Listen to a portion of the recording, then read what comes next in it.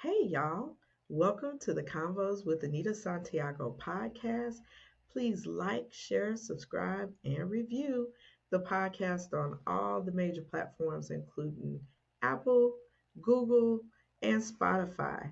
If you'd like to reach out to me directly, you can email me at convoscws@gmail.com. That's convoscws@gmail.com.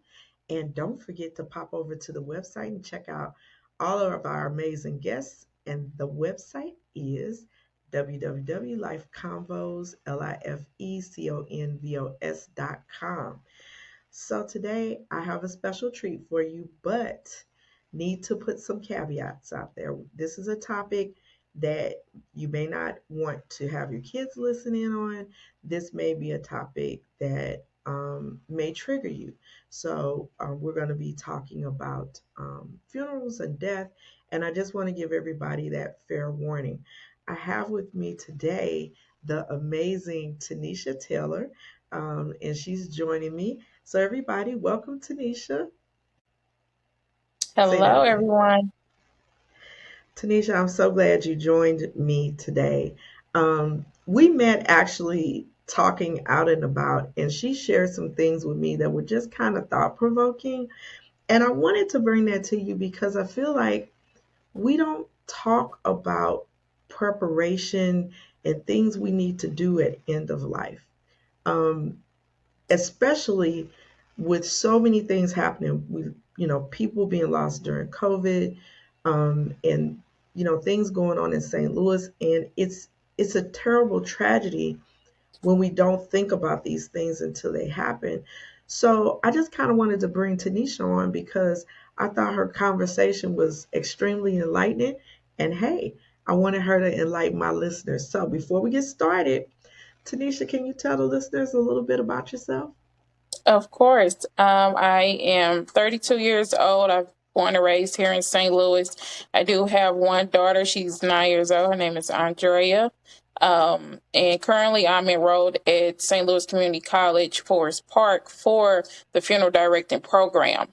So that's what I'm doing part time until I am fully licensed. So, one of the things that I've found fascinating in just like daily spaces, this is an area of life that we just are often not prepared to deal with. And I just taken from my own family experiences, when that time comes, even if you are expecting it, you often haven't really kind of prepared for it. And I think there's a lot of misunderstanding and mystery around, not only who does this work, but how things happen. And one of the things that really got us talking was your passion for this work. There are not many people that can do this type of work. So clue us in, like, what got you interested in working in this particular industry? What got me started and interested in this industry was the passing of my grandmother. Her name was Carlos Jean Clay. She passed away in hospice at home. She is like any other grandma. Everybody's close to their grandma. Grandma's like second mom, first to some. And she passed away like I said, in hospice. So we were waiting on the funeral home to actually come and get her from the home to take her to the funeral home. And I was just comfortable with being around her, knowing that she had already gone to God. So me being able to be comfortable around someone who was so close and dear to me it got me intrigued. I'm like if I could be around her, I'm pretty sure I can do this. And then just the funeral home that we used for my grandmother's services, they were just exceptional to our family. And we just stuck with them throughout the whole process. Just anytime we lost a family member, that was our number one choice. So just the professionalism of the funeral home and just being able to be comfortable knowing that my grandmother had already passed is what got me intrigued in this industry. Okay. So when I first started out as a therapist, I did trauma therapy predominantly with victims of crime, but predominantly homicide families. And I read a really interesting book by a professor in New York University. Y'all, I don't remember the name of the book. I'll have to look it up and put it in the show notes, but I really don't remember it. But the book went through like a chronological history of death rituals in the United States and compared those experiences of African Americans to other groups. And it was very interesting to me because I didn't know way back in the day that African Americans could not be serviced by funeral homes. And Hmm. often those things were taken care of by the family or the church in the person's home. Now, y'all, we talking about the 1800s. We're Yeah. not talking about 1975. We're talking about 1800, 1700, way back then. And the way we honored those who had passed on was very interesting to me. Like the book was saying, the mourning period used to be like, I want to say it was something like, I don't know if it was 30 days or 60 or 6 months, but it was a long, long time. Hmm. And everyone in the family wore black. So Yep. the community would know you were in mourning. And then they could ask you about your loved one and you could talk about them. What I find nowadays that's very interesting is once we've had the service, like it's like don't talk about the person, and Yeah. I'm like what? And you know, and I know that's an intersection between cultural issues and modernization, Yeah. but putting a person on a T-shirt is not the same as telling their story. So when I come Exactly. across people who've lost someone, the first thing I ask is what was their name? What Hmm. was what did they mean to you? Tell me all about them because there's something healing in us being able to tell the story about those people that were close to us. And I could just tell by the look on your face when you talk about your grandmother that she was a very special person in your life. And I'm so glad you could be there with her in that time because that's another thing we shy away from. We shy away from walking the full path with our loved ones because Yeah. we don't know how to do it. Um, so you got interested because of the passing of your grandmother. Yes. So have you worked in this industry or are you just going to school for this or Well, I actually was employed at a funeral home for 9 years. So I have stepped away so I can get licensed fully. So I was in the industry just, part time for 9 years because I was still, uh, working other jobs. Then I ended up becoming a mother. So, I had to focus in on baby girl. right? So, Right. she's older now, so now I just want to give a lot of my attention to what I'm passionate about. And that's beautiful because I think there's a lot of misunderstanding around death. Like for those of us that are Gen X and the Lion King, you know, the Yeah. first thing we say is the circle of life, and then we want to Yep. break out in the song, you know, the circle of life. And it really is a circle, but we don't treat it that way. Right. And with us losing so many young African American men to violence, and all of a sudden it becomes normal and the humanity of everyone that we've lost is not there because people are not encouraged to speak about it. Yeah. People are not free to mourn in a way that's relevant to them. Okay, so that job only gives you 3 days of bereavement leave. That's not enough when you've lost someone that's dear to you.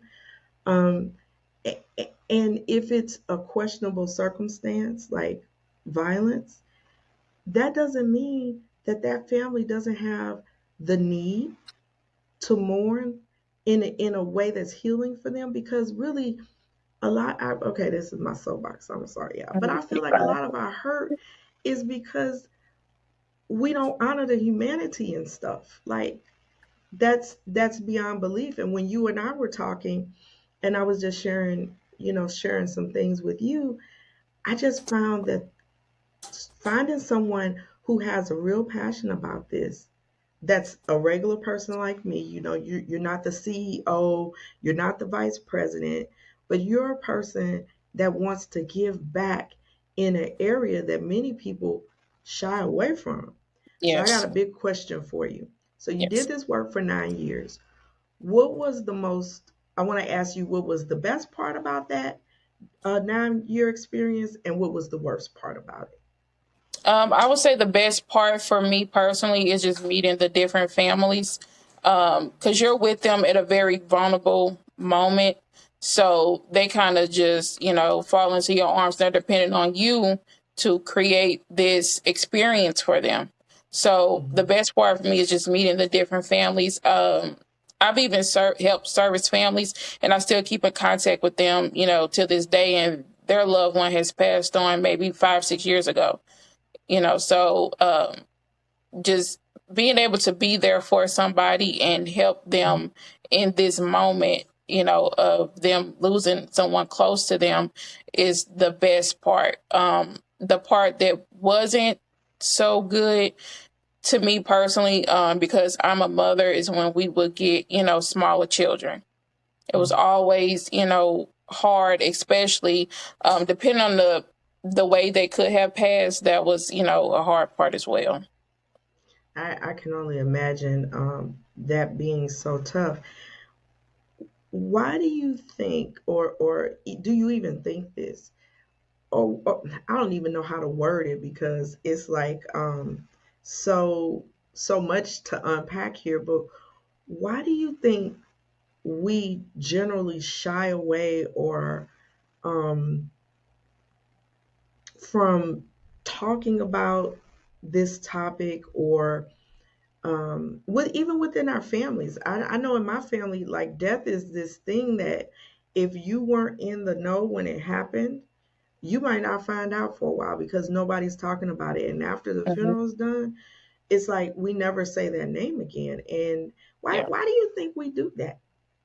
I feel like, of course, in the black community household is, some people go by the rule: what happens in your house stays in your house. Don't talk about this outside of the house.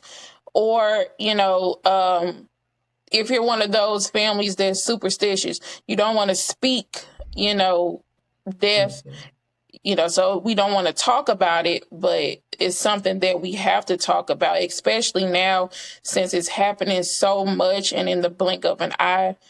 You know, you can be here today, gone tomorrow. Me and my mom, I would say me and her talk about it a lot, and some may call it dark humor, but we even joke about it. She'll tell me how she want her services to go. She wants this big extravagant funeral when she passes, and I'll joke and tell her, like, girl, I'm getting you cremated and I'm going to Jamaica on your dime. And, so we laugh and joke about that, but to someone else this is like, oh no, you don't joke and laugh about death. But if you don't talk about it now and get your affairs in order, when that time comes, you're overwhelmed because you don't know what to do. My mom tells me all the time she wants Nelly to come to her services. So Oh, Nelly, I have to hit okay. you up, and she want me to play nothing but "It's Getting Hot in Here." And I said, like, really, mom?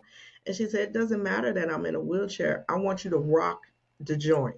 And I'm like, Okay, mom, she okay, said celebration of life.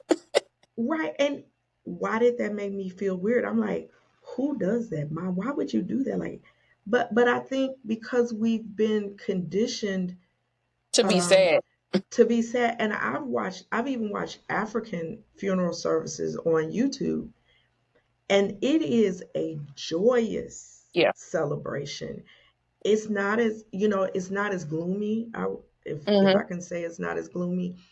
And they dance, and the music is upbeat, and people are just smiling and everything. And Hmm. the first couple of videos I watched, I was like, well, that's kind of weird. But then, culturally, I feel like they have a more realistic perspective. This is Yeah. a part of your life, and so that's how we treat it. I feel like, in so many ways, all the messaging we get from movies and media Yeah. and what we see is, you know, it's not a thing to be celebrated. Like we Happy. say, Yeah. homegoing celebration and Yes. celebration, but how many services have you gone to that it was an actual celebration? Yes. I've been to a few, Um, but not very many. yeah. New Orleans, they're really another, community that they celebrate. They have second lines, Hmm. so New Orleans is another one, they party, they really celebrate, life. It's a happy, not so much happy moment, but they actually celebrate you. Hmm. Do we? I've never seen a service like that in St. Louis. Have you ever seen like a New Orleans type service here? Yes, actually we the funeral home that I was working for, we had a young lady, well she was older lady, but young lady. She passed away. She was from New Orleans, so we did have to get in contact with someone that can provide a second line outside, on the funeral home's parking lot. So they just had, the instrument players there. They did the second line. And then, some of the family, they danced to it, which it was Hmm. a first for me, and I think a first, for that funeral home as well. But it was just a cool experience to see, honestly, because that was my first time seeing it perform, in St. Louis at any funeral home. Wow, that's pretty cool because I feel, another thing I've been seeing that's really strange is, and I say strange because it's different to me. Like, um, are the people propped up on a motorbike in a chair, Yeah, fully dressed? yeah, And what I find curious is I feel like that outcropping of expression is born in the suppression that yeah, we feel not to do celebrate or conduct the service how we need to. And I would say that every family would be different. Like, no, yes, it's not that we all need to mourn the same way. We're from different parts of the country, we have different traditions. But I feel like that thematic thing that's happening now, where you see a person might be propped up playing a guitar, or hmm, they might be on a motorcycle or whatever. I think that's the family's desire to yeah, express, to the extent possible, of to the extent possible, the uniqueness of the person. yeah, They want to know. They want you to know why my person is different from someone else. And I think when you have so many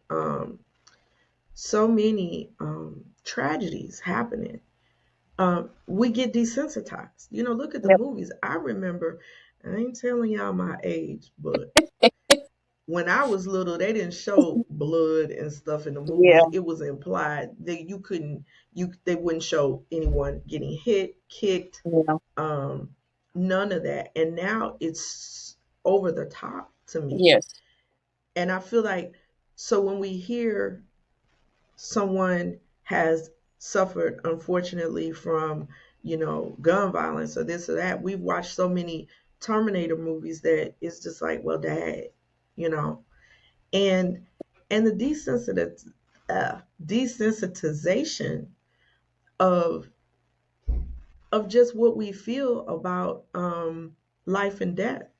And unfortunately, it's usually when someone that we really, really are close to, um, hmm, that really it impacts us, and we have yeah, more of a emotional response. It doesn't mean that you're guilty or anything like that. It just means that you love that person so much that the thought of living your days without without them, them is yeah, overwhelming. And just for anyone who's out there that's grieving, that's having trouble with grief, I highly encourage you to find a grief therapist yep, or a grief support group. You can look them up online. They have them at houses of worship. Get some support. You're not alone at all. And I know that there's the kind of grief, like when I work with those homicide mothers, there is a scream yes, that if you hear it, it will change you as a hmm, person. And I had never heard that until I started working with homicide mothers that were aching yeah, in their soul for their children. And it was at that point that I realized how violence was devastating our communities, right? Because Mhm. you have all these mothers, and sometimes these incidents are related. Yep. So one family loses somebody, and then somebody retaliates, and now we got several people gone, and all these mothers crying and screaming for their children. Yep. Oh my gosh, I can't even tell you what that did to me. But it also made me more committed to talk about how death impacts our community. And, if we really tried to see humanity in people, Hmm. maybe we would have a better respect for life. And that's something you and I Yeah. talked about Yes. intensively. Is like, why is there no respect for life? Because the way they show it in the movies is just something that comes and goes. We don't treat life as precious anymore. Yeah. I think a lot So, of mhm. the TV has a impact. The internet, the shows, that we watch, they're good shows, but like my dad always said, kids are sponges. So with the video games, the music, the TV shows, you know, you see them, committing crimes or taking someone's life, and they going about their day like it's nothing. So now they do this in real life, um, and it's crazy because when I tell people, you know, I like the film industry. That's what I want to do. And they say, oh, well, that's a job you're going to have forever. And it's just, that's the reality. Like, that's something that's going to go on forever. And we can't stop it. Some cases we can, but in the end, God has the final say. So, we can't stop it. But we do have the ability to choose how we go about it. Taking someone's life, that's not your call. Well, and then on the flip side of that, let's talk about how we don't take care of ourselves. Yeah. Diabetes, high blood pressure, kidney failure. Our community is rocked by those things more than any other community. Amputations, dialysis, um, and all those chronic illnesses that we experience where we watch a person slowly deteriorate, Yeah. cancer. Um, and it's really hard. But okay, so let's talk about why am I bringing this up? It's such a morbid topic. Why am I bringing it up? I like to bring things to the listeners that get us to rethink what we're doing. Hmm.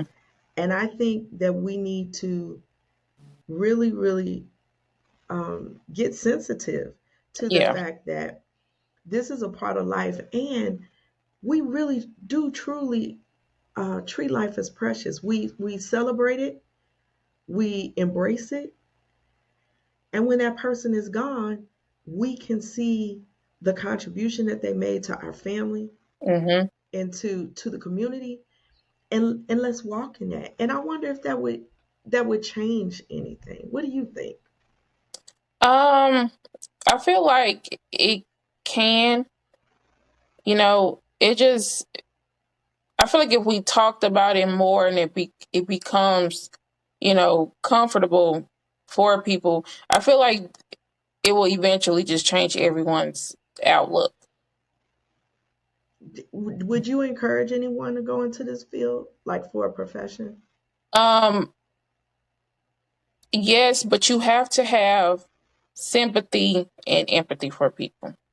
This Hmm. is not just something, you sign up for because you get a paycheck. If your heart is not in it, if you don't have compassion for people, then this is not something you can do because you have to realize you're going to deal with people um who's grieving, the financial part itself, is overwhelming. So you're going to deal with, some angry families. You're going to have Hmm. families, that's going to, oh, well, Aunt Jane wants it this way, but Uncle Sam wants to do it this way. You have to deal with Hmm. confrontation with the families. And those conversations can, get physical. So you have to deal with a lot of emotions. And if you yourself, as a director or just anyone, encountering these families when they come into the funeral home, if you can't be there for them and, just show them that you care, then this is not something you will be able to do because you're just going to make the situation worse. And you know, And mm-hmm, mm-hmm, it's like any other job. You know, you go to McDonald's, the cashier may get mad at you or you get mad at them, but you just never know what they're right. dealing with. You never know what someone is going through. So you definitely have to be compassionate. Do you feel like this is a growing industry? I feel like there are so many more Oh, funeral homes yes. than when I was growing up. Like there were like maybe three or four big ones that you knew of, but now it seems like we have so many more, and it's I'm not imagining that, am I? No, we definitely have a lot. There's actually a new funeral home that um they didn't just open. They're still fairly new, and they're run by young men that's in their 20s. They're not even 30s, 30 yet, but they're licensed Wow. directors, urban undertakers. They're new and up and coming. So this industry is definitely expanding, but it's all about the cycle of life. We have a lot of Hmm. babies being born, and like back in the old days, they say when a life is you know given, a life is taken. So babies are Right. being born, and people are constantly passing away, unfortunately. So this industry definitely is becoming bigger. And then another thing, there's a lot of women that are Really? yeah, there's a lot of women that are actually getting into this industry. It used to be just, like male dominated, Hmm. but now there's a lot of women getting into this industry. That's really interesting. And I guess, as I'm sitting here thinking about what you're saying, I'm thinking about when I was little, went to funerals, and you're right, they were predominantly men, but you do see a lot more women in different roles, Yep. um, depending on what your family experiences.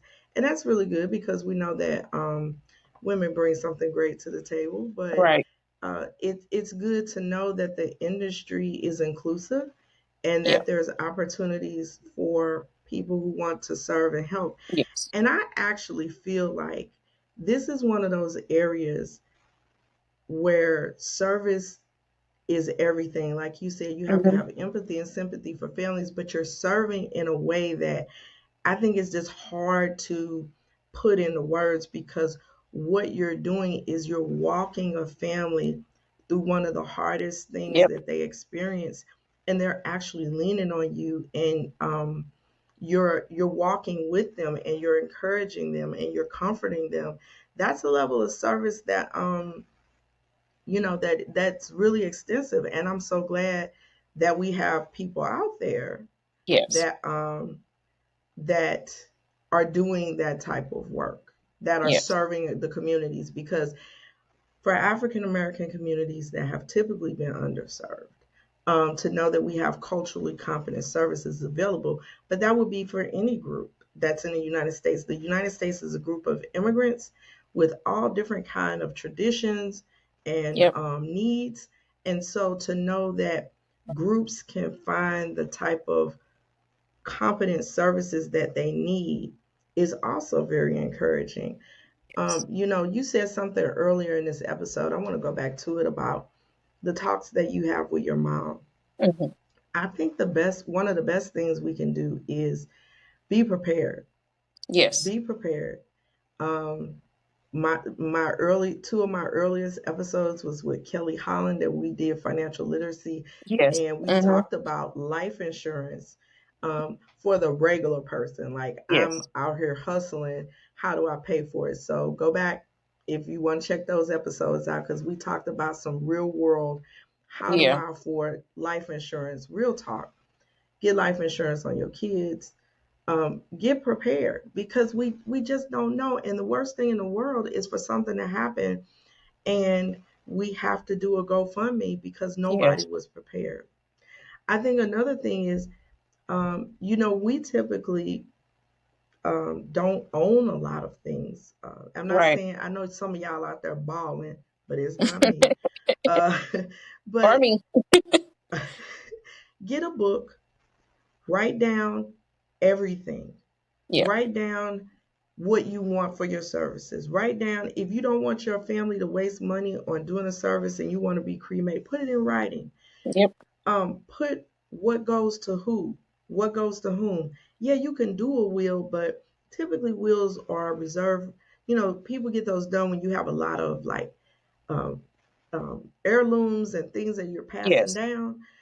But if you just like me and I don't have nothing, you can write that down on a piece of paper and give it to someone you trust and say, this is how I want things to be handled. And we can get out of all that drama Yep. that happens on the back end because people are coming in and doing this, that, and the other. Preparation is key. And there's nothing wrong with talking about it. Preparing your family, preparing your children to say, hey, if something happens, this is what we do. This is Right. how we handle things. Because I've heard people say, especially when it comes to moms and grandmas and dads, my mom, my grandma, my dad was my everything, but they made sure when this time came that I knew what to do. And that gave me so much comfort Yep. because I didn't have to figure it out. I didn't have to fight with anybody. And it was Yes. just like, follow the instructions and I'm good. Yes. And so I'm encouraging all the listeners out there to do exactly that. Get your affairs in order. This is 2024. We shouldn't be talking about, y'all need life insurance, get Yep. your affairs in order. But life happens sometimes. Life is life, Yep. and you don't always have the ability to take Yes. care of things like you want to, but work on it a little bit at a time. This is serious. This is important. We are leaving burdens on people that we shouldn't leave. And as responsible adults and for the culture, right? Because when we have to take care of so many people through Yes. GoFundMe's, then we're depleting resources. And I'm not saying anything negative about it, but I'm saying think about it. If we took care of each other from the jump and you have insurance on everybody, then when somebody is gone, now you're not at risk of losing your home or your car or any of those things. So very, very important that we take care of those things. Yeah. Real So, quick, just Tanisha, I'm going to give you the uh, last word. I was going to say, I'm going to give you the yeah. last word. Because I just to piggyback off of like the life insurance, you do have some people that are in situations where they may can't afford life insurance or whatever. Or even if you can, there's another thing that a lot of people they don't know about, which is called a pre-need. So, Hmm. if you have one of those aunts, she all about her business, she got all her affairs in order, she knows exactly Hmm. what she wants, she can go to any funeral home of choice, ask them for a pre-need. And what that entails is you are just picking out your service. You pick out a package, casket, everything. You pick all of that out, and all you do is you make payments on it to the funeral home. That money goes into a trust fund. So Hmm. at your time of passing, your funeral can either already be paid off, or if there's, amount left over, your family is responsible for that amount. So it won't be, extensive. And like my dad, he's one of those people, he's really simple. He like put me in a pine box and that's it. And I'm like, no, we're not doing a pine box, but I'll get you a nice little cheap package. But all you do is you pick out that package you want. You sit down with a licensed funeral director. They go over everything with you.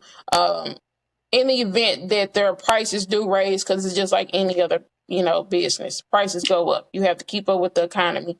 Hmm. Um, in the event that the price does go up, like I said, your family is responsible for their remaining balance, or it could be a situation where you have it paid off. So or if you're one of those people who, like me, I think about my daughter's, future. Hmm. I have life insurance, but I can still do a pre-need. That way, in my time of passing, my funeral can be paid off with the pre-need, and my daughter just have my life insurance, money to do whatever she please. And I hope she doesn't go splurge. But, you know, so Well, that's that's another thing. really A lot of, interesting. yeah. That's another That's option really that we don't know about. And I know, and it's a lot of people now are doing direct cremation. Mm-hmm. So What's that? that's that's just basically at your time of passing, you'll go straight to the crematory, and Mm-hmm. that's a less cheaper, package. Or you can also do a funeral and then be cremated afterwards. There's different options, Mm-hmm. different services that the funeral homes offer that aren't traditional, but they're slowly becoming traditional. I even saw one. I got a flyer in the mail for a funeral home that's doing. They'll wrap you up around a tree and they'll plant you. Yes, And I forgot what they called it, like eco-friendly. yes, But the pre-need was something new for me. I've never heard of that, and that is really amazing that you can do that. So everybody go check into a pre-need, because there's no reason that we can't start the process of taking care of ourselves. And it sounds like if you do a pre-need, then you're not necessarily worried about paying a life insurance policy, yes. but this is something that can be paid towards, and even if it's not paid off, um, They you won't have to know, come out of thousands and thousands of dollars, at thousands of the moment. dollars. And you can even Yeah, do it at the cemeteries as well. You can go pick out, a plot, or you can even pick out plots for you and your family and, pay on that. So you just have to get out there, do the legwork, go to these funeral homes. I'm and pretty talk sure and they talk. would much rather you do the pre-need. That way, Hmm. everything is organized and it's set in stone. There's no arguing with Aunt Katie and cousin Lucy Hmm. because you know they want to have this color. Right. It lessens the confusion for the families. It makes things easier.